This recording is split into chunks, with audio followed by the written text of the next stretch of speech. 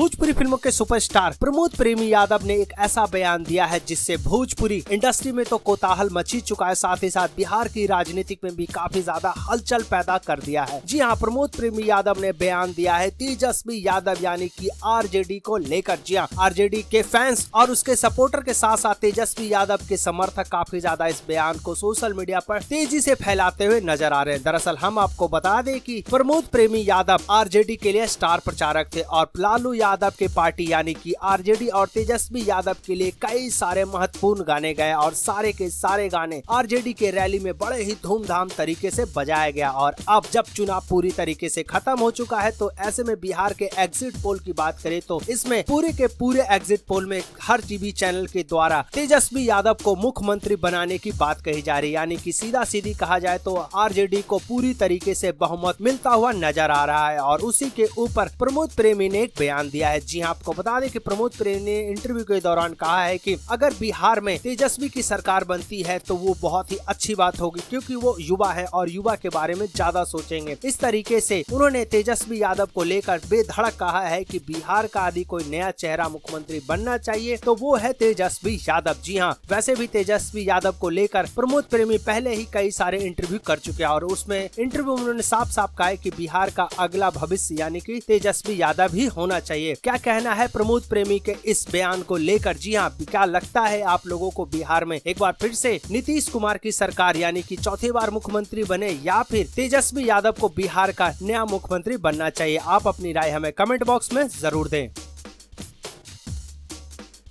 Bhojpuri gossip से राव शर्मा की report.